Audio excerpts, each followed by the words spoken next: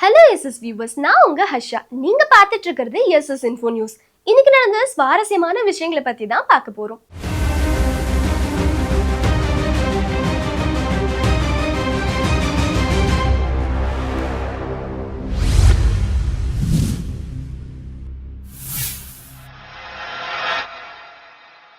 Naruto, Pokemon போன்ற கதாபாத்திரங்களை அமெரிக்க அதிபர் ட்ரம்ப் பயன்படுத்தியது பெரும் சர்ச்சையை கிளப்பியிருக்கு.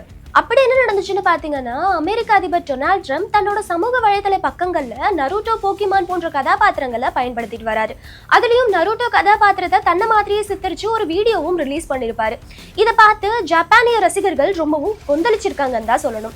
ஏன்னா நருட்டோ கேரக்டர் அவங்களுக்கு ரொம்பவே பிடிச்சமான ஒரு கேரக்டர். அது மட்டும் இல்லாம நட்பு, விடாமுயற்சி, ஸ்ட்ராங்கான ஒரு நல்ல கேரக்டராகவும் காமிச்சிருப்பாங்க.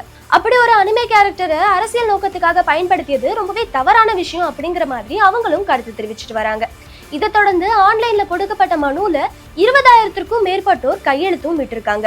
இதெல்லாம் ஒரு பக்கம் இருந்தாலும் போக்கிமான் நிறுவனமும் போக்கிமான் பயன்படுத்துறதுக்காக எங்க கிட்ட எந்த அனுமதியும் வாங்கல அப்படிங்கிற மாதிரியும் சொல்லியிருக்காங்க. இந்த மாதிரியான விஷயங்கள் பெரும் சர்ச்சையை ஏற்படுத்திட்டு இருக்குன்னு தான் சொல்லணும். அரசியல் நோக்கத்துக்காக அனிமேவை பயன்படுத்துவது சரின்னு நினைக்கிறீங்களா? கனமழையால அழிஞ்சிட்டு வர ஒரங்கொட்டான், அப்படி என்ன நடந்துச்சு தெரியுமா? இந்தோனேஷியால சுமத்ரான்னு ஒரு தீவுல ஒரங்கொட்டான்கள் இருந்துட்டு இருக்காங்க.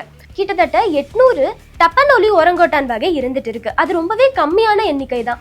இந்த நிலையில கடந்த நவம்பர் மாதம் சைக்ளோன் சென்யார் அப்படின்னு ஒண்ணு கடந்து போச்சு. இதனால பெரும் விபத்து ஏற்பட்டுச்சுன்னு தான் சொல்லணும். ஏன்னா மரங்கள் சரிஞ்சது, நிலச்சரிவு ஏற்பட்டுச்சு. இந்த மாதிரியான பிரச்சனைகள்ல கிட்டத்தட்ட 58 அரிய வகை ஒரங்கொட்டான்கள் இறந்திருக்காங்க. 2018 தான் இந்த வகை ஒரங்கொட்டான அதிகாரப்பூர்வமா அறிவிச்சிருந்தாங்க. இதை தொடர்ந்து 58 ஒரங்கொட்டான் இறந்ததுங்கிறது சாதாரண விஷயம் கிடையாது. கிட்டத்தட்ட அந்த ஒரங்கொட்டான்ல 7% ஒரங்கொட்டான் இறந்திருக்கு அப்படிங்கிற மாதிரி சொல்லியிருக்காங்க. வெறும் 800ங்கிறது ரொம்பவே கம்மியான எண்ணிக்கையும் இருக்குங்கிறதையும் சொல்லியிருக்காங்க. ஆண்டுக்கு 1% இந்த ஒரங்கொட்டானோட எண்ணிக்கை குறைஞ்சிட்டு வரதா விஞ்ஞானிகள் சொல்லியிருக்காங்க. இதை தொடர்ந்து இந்த ஒரங்கொட்டானை காப்பாற்றுறதுக்கு ஏதாவது செஞ்சாகணும் அப்படிங்கிற மாதிரி ரிக்வெஸ்டும் எழுப்பியிருக்காங்க.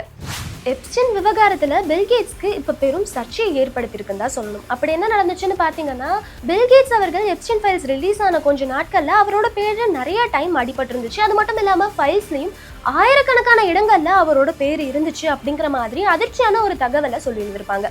ஆல்ரெடி இப்படி ஒரு தீவு இருந்திருக்கு, இங்க பீப்புள் கஷ்டப்பட்டிருக்காங்க அப்படின்னு தெரிஞ்சு மக்கள் ரொம்ப வேதனையில இருந்தப்போ இதுல பில்கேட்ஸ் சம்பந்தப்பட்டிருக்காங்க அப்படிங்கறது தெரிய வரவும் இன்னும் ரொம்ப அதிர்ச்சிக்கு உள்ளாகியிருக்காங்க.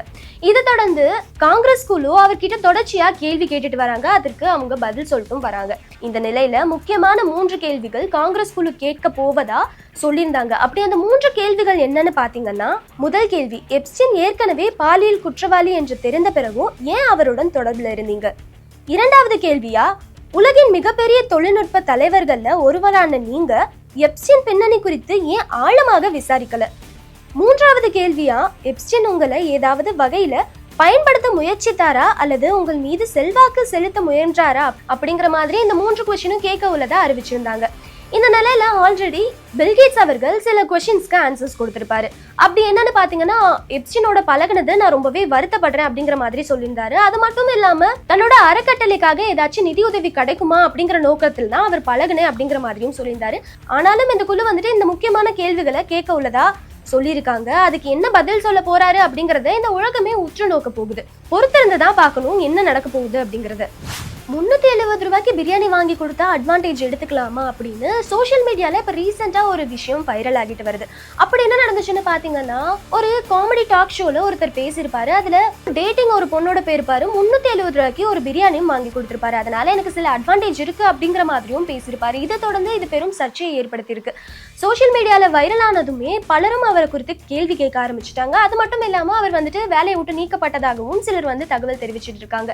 இதெல்லாம் ஒரு பக்கம் இருந்தாலும் இப்ப மும்பை போலீஸ் தன்னோட அபிஷியல் எக்ஸ் பேஜ்ல ஒரு விஷயத்த ரிலீஸ் பண்ணிருக்காங்க. அதுல என்ன சொல்லிருக்காங்க அப்படின்னு பாத்தீங்கன்னா, 370 ரூபாய்க்கு வெறும் பிரியாணி மட்டும் தான் கிடைக்கும். ஆனா சட்டத்தை மீறினா லாக்அப்ல இலவச உணவுடன் நீண்ட நாட்கள் சேவும் பண்ணலாம் அப்படிங்கிற மாதிரி ஒரு விஷயத்த ஷேர் பண்ணியிருந்தாங்க.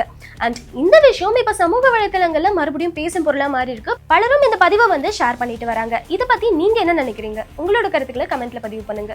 தமிழ்நாட்டுல நிறைய இடங்கள்ல மின்வெட்டு பிரச்சனை இருந்துட்டு இருக்கு. அதே மாதிரி மகாராஷ்டிரால ஒரு பகுதியில மின்வெட்டு பிரச்சனை இருந்ததால ஒரு பெண் செஞ்ச செயல் பெரும் வைரல் ஆகிட்டு இருக்கு.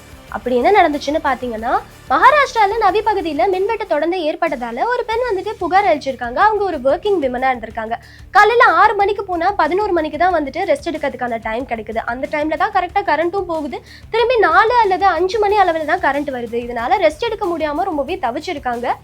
அண்ட் பல முறை இபி ஆஃபீஸில் கம்ப்ளைண்ட்டும் கொடுத்து பார்த்துருக்காங்க. எந்த ஒரு ரெஸ்பான்ஸும் வராததுனால புதுசாக ஒரு செயலை செஞ்சுருக்காங்க. அப்படி என்ன பண்ணாங்க அப்படின்னு பார்த்தீங்கன்னா, பில்லோ எடுத்துட்டு, அதாவது தலைவாணி எடுத்துட்டு இபி ஆஃபீஸ்க்கே போயிருக்காங்க. எங்களோட பகுதிகளில் கரண்ட் இல்லை, இங்கே மட்டும் தான் கரண்ட் இருக்குது, நான் இங்கே ரெஸ்ட் எடுக்க வந்திருக்கேன் அப்படிங்கிற மாதிரி அவங்க சொன்னது ஒரு பக்கம் நகைச்சுவையாக இருந்தாலும் இன்னொரு பக்கம் வேதனை கொடுக்குற ஒரு விஷயமா இருந்துட்டு இருக்கு. சாதாரண பொதுமக்கள் எவ்வளோ பாதிக்கப்படுறாங்க மின்வெட்டு காரணமா அப்படிங்கிறத இந்த விஷயம் நமக்கு மறுபடியும் சொல்லுது. அண்ட் கவர்மெண்ட் இதுக்காக சரியான ஆக்ஷன்ஸ் எடுக்கணும் அப்படிங்கிற மாதிரி மக்கள் கேட்டுட்டு இருக்காங்க. இந்த வீடியோ உங்களுக்கு பிடிச்சிருக்கும்னு நினைக்கிறேன். பிடிச்சிருந்ததுன்னா சப்ஸ்கிரைப் பண்ணி சப்போர்ட் பண்ணி ஃபாலோ பண்ணிக்கோங்க.